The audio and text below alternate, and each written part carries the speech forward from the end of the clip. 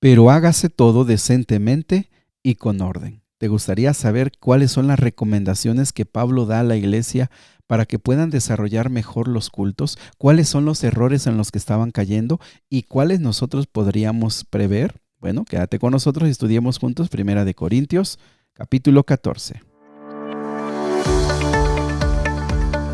Nuevamente bienvenidos amigos, amigas a Momentos de Esperanza. Qué gusto saludarles esta mañana, que Dios les bendiga, les dé fortaleza, que en estos días de descanso, seguramente de comidas en familia, no te olvides de buscar primeramente a nuestro Padre Celestial. Eso es lo más importante, que en estos días, si descansas, puedas dedicar más tiempo al estudio de la Biblia, a la oración.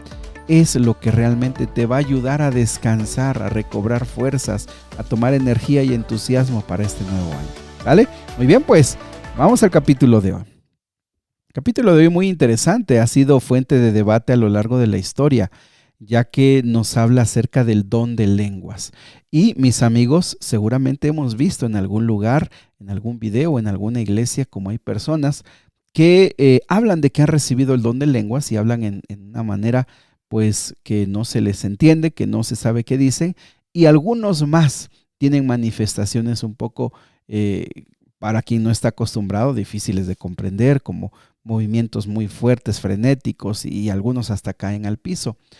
Quiero que quede claro que nosotros estamos tratando de conocer la palabra de Dios, y no deberíamos nosotros juzgar a nuestros hermanos que tienen alguna interpretación de esa forma. Sin embargo, nosotros tratamos de buscar qué es lo que dice la Biblia, pero finalmente, mis amigos, quien nos va a juzgar es Dios. Así que debemos nosotros, pues, tener eso muy claro. Ahora, también el capítulo 14 no solo habla del don de lengua, sino que realmente lo que dice el capítulo 14 es el orden que debía haber en el culto. Básicamente aquí lo que estamos viendo es que la iglesia de Corinto tenía dos problemas. El primero es que el culto, el momento en el que ellos se reunían para buscar a Dios, eran momentos de bastante desorden, eran momentos de bastantes locura en pocas palabras, es decir, hablaba uno, hablaba el otro, hablaban, decía este, decía aquel, interrumpía a este, o sea, no tenían nada de orden, estaba todo vuelto una locura. Ahora, en segundo lugar, también queda claro que ellos tenían un interés especial en hablar en lenguas, como que todos tenían ese deseo de manifestar ese don, que recordemos, lo hemos estudiado en días pasados, que el don de lenguas es uno de los dones que hay. No es el único ni tampoco el más importante, pero como que a ellos les estaba interesando, como que todos tenían ese interés de tener este don. Muy bien, vamos a ver entonces solamente algunos puntos. Cabe destacar que este tema ha sido a lo largo de la historia muy controvertido, sin embargo, podemos tener algunas pautas. En primer lugar, dice, seguir, versículo número 1, seguir el amor, procurar los dones espirituales, pero sobre todo que profeticéis. Lo que les decía, como que ellos tenían cierto interés en unos, y entonces aquí Pablo les dice, miren, la verdad que el mejor don que podrían anhelar es el de profetizar. ¿Qué es profetizar? Bueno, de manera general, la gente considera que profetizar es un hombre que recibe alguna revelación, un sueño, y va a hablarte del futuro. Pero cuando vamos a la Biblia, y ya lo hemos hecho en el Antiguo Testamento y en el Nuevo, nos damos cuenta que un profeta, en primer lugar, es inspirado por Dios. Tiene un mensaje de parte de Dios.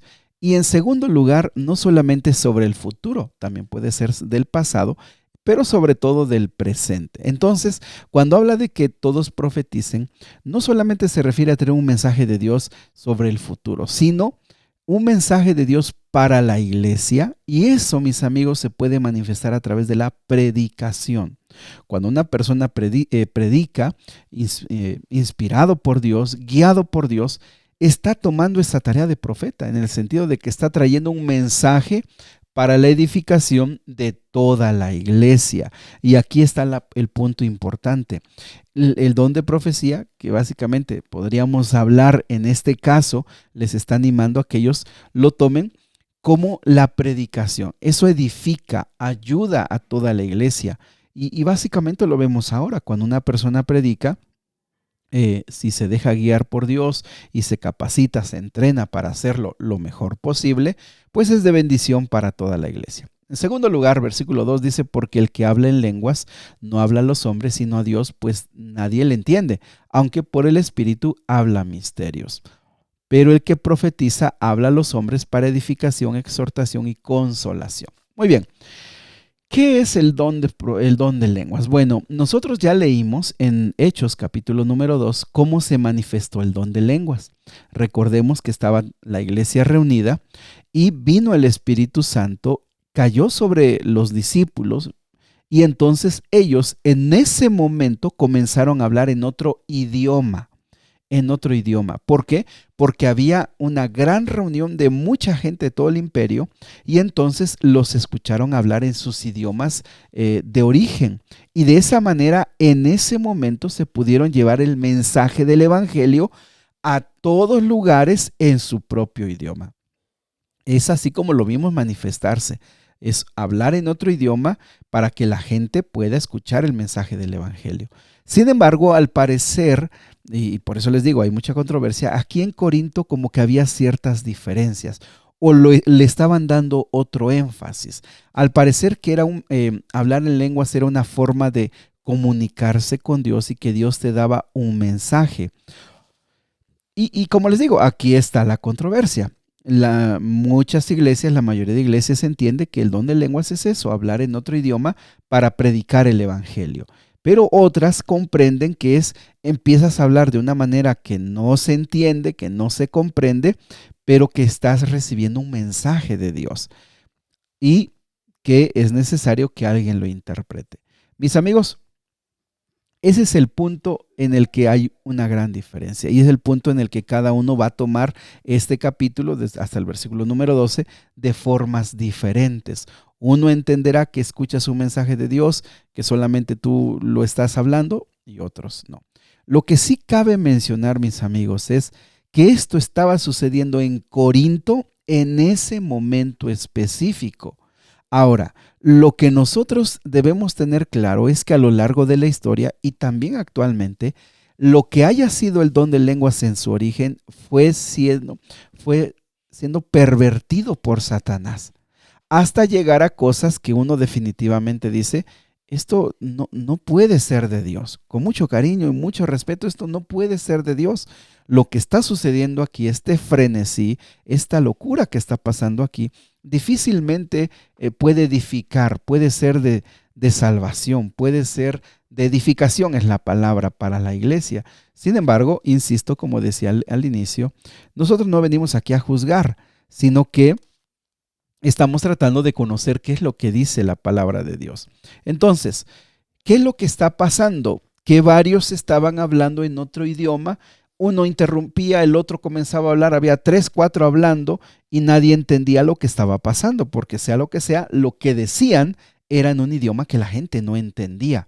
Entonces, el énfasis de este capítulo es el orden. Por eso dice, el que habla en don de lenguas no ayuda en nada, no ayuda a nadie. ¿Por qué? Porque habla, pero la gente no lo sabe. Por eso es mejor lo de profetizar, porque trae un mensaje que edifica toda la iglesia. Ahora, hay una clave en el versículo 22 que es importante subrayar. Dice, así que las lenguas son por señal no a los creyentes, sino a los incrédulos. Pero la profecía no a los incrédulos, sino a los creyentes.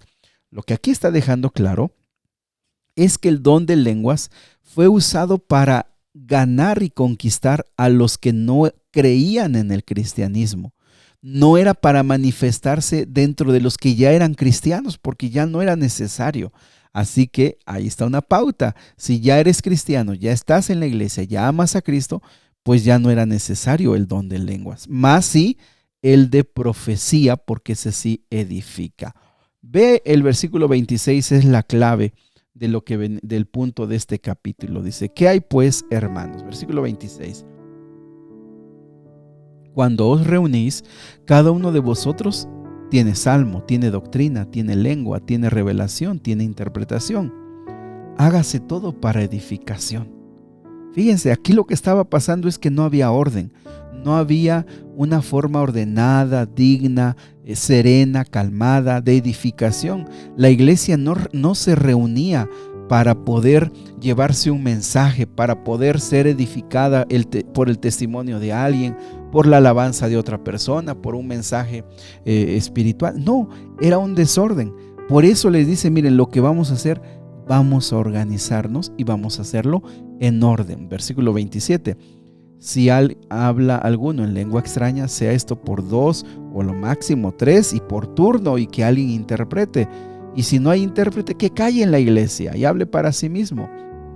Versículo 29.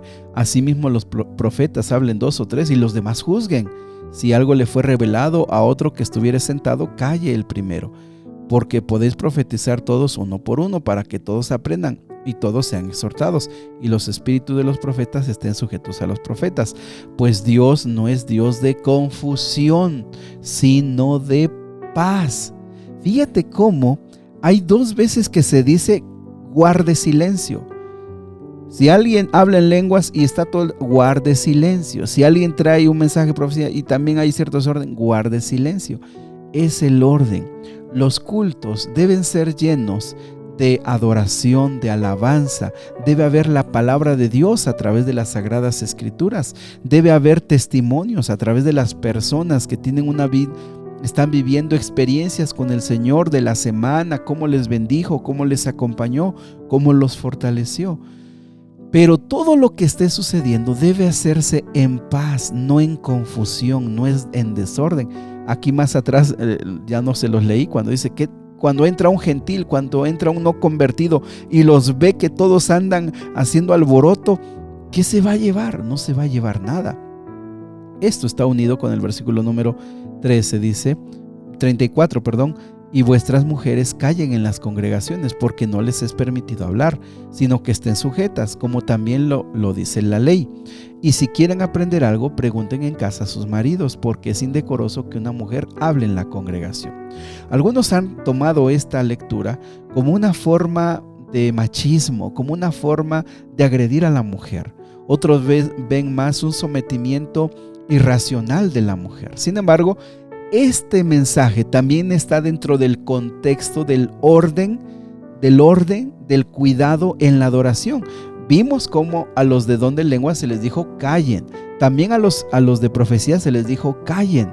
También en ese contexto se dice a las mujeres callen, en el sentido de que en ese tiempo, al estar juntos, lo normal, lo cotidiano, lo que se acostumbraba es que las mujeres aprendieran estando calladas y en sus hogares podían preguntar más a sus esposos y aprender. Ahora, esa sumisión, esa sujeción en ningún momento es para lastimar, ofender o denigrar o poner a la mujer en segundo lugar.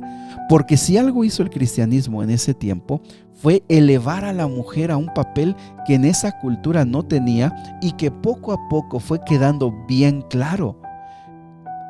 Nosotros acabamos de leer Romanos, amigos, acabamos de leer los evangelios y vimos cómo las mujeres tuvieron un papel especial en el ministerio de Jesús.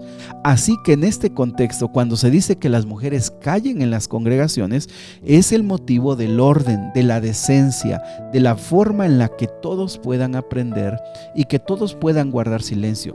Pero no es una forma de decir, la mujer no tenga liderazgo, la mujer no participe, la mujer no. Porque la misma Biblia, estamos leyendo Romanos, acabamos de leer Hechos, acabamos de leer los Evangelios y vemos que Dios le da un nuevo papel a la mujer para poder servir con más entusiasmo, con más fuerza.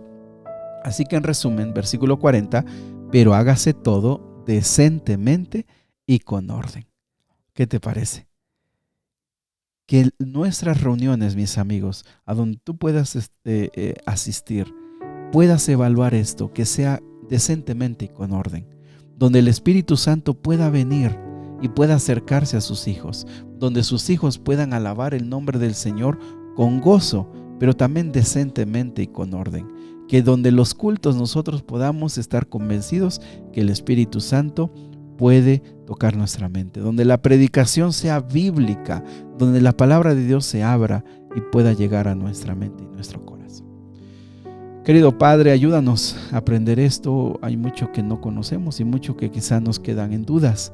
Sin embargo, por fe y por gracia aprendemos y queremos, Señor, ponerlo en práctica en nuestra vida.